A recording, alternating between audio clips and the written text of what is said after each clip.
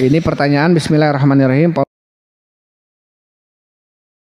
Di atas aras. Imam Malik rahimahullah taala, beliau ditanya, ya, su'ilal Imamu Malik anil istiwa'illah. Imam Malik ditanya tentang istiwanya Allah. Istiwa dalam bahasa Indonesia apa tadi kita katakan? Bersemayam, ya. Sebetulnya sebaiknya jangan mengartikan istiwa dengan bersemayam, karena bersemayam itu menunjukkan kondisi duduk yang ada hakikatnya atau ada bentuknya gitu, bersemayam atau berselonjoran atau aniprek dan sebagainya, kan ada duduk yang ada duduk bentuk duduknya kan. Maka sebaiknya kita tidak mengartikan, kata Ibnu Qayyim, tidak mengartikan dengan pengertian selain pengertian yang Allah berikan. Apa saja pengertian semayam? Karena istawa itu kalau kita lihat dalam ayat dalam Al-Qur'an, ya, surat An-Nahl, surat Al-Baqarah, tsummastawa ila sama, tsummastawa alal ars. Ada istawa ila, ada istawa ala. Ya. Istawa ila artinya sauda atau naik artinya. Istawa ala artinya foko, ala irtafa'a artinya. Jadi sebaiknya kita mengatakan tsummastawa alal ars, kemudian Allah beristiwa, ya, murtafi'an alal ars atau di atas aras. Itu lebih selamat kita artikan daripada mengartikan dengan bersemayam. Karena kalau kita mengartikan bersemayam berarti ada hayatnya, ada bentuk duduk Allah seperti apa, dan ini tidak dijelaskan oleh Allah dan Rasulnya. Bagaimana duduknya Allah itu seperti apa, istiwanya itu seperti apa. Maka Imam Malik ditanya, ya Imam, apa itu istiwa Allah itu seperti apa?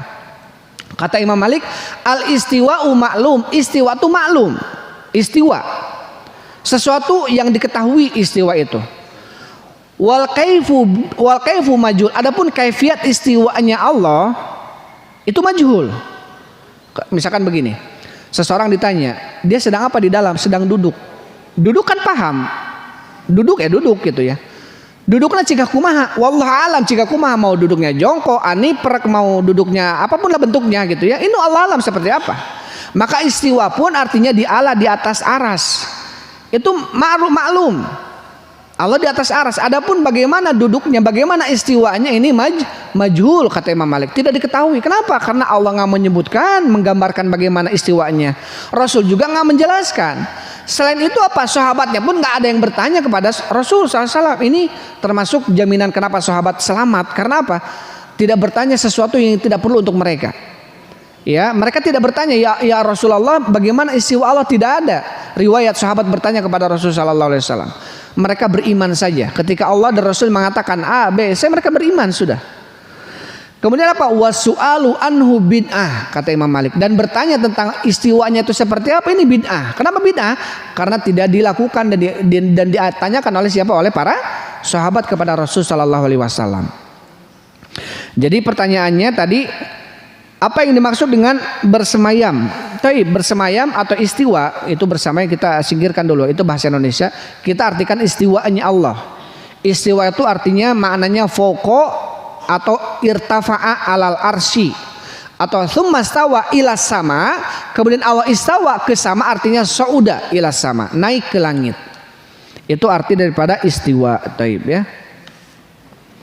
Karena juga ada yang mengartikan kalau dalam bahasa Sunda tuh istiwa itu anegleng gitu ya. Anegleng di atas aras.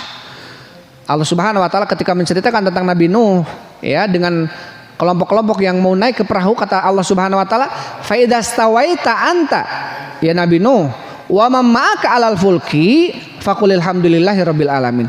Jika kamu sudah beristiwa di atas perahu wahai Nuh, dan bersama orang-orang bersamamu, maka katakanlah alhamdulillahirabbil alamin. Ini istawaita, idza stawaita, apabila engkau sudah beristiwa ya Nabi Nuh. Intinya apa? Istaqarra, mustaqirrun, ada, menetap di atas perahu. Menetapnya seperti apa Nabi Nuh? Wallahu alam, intinya ada aja di perahu gitu ya.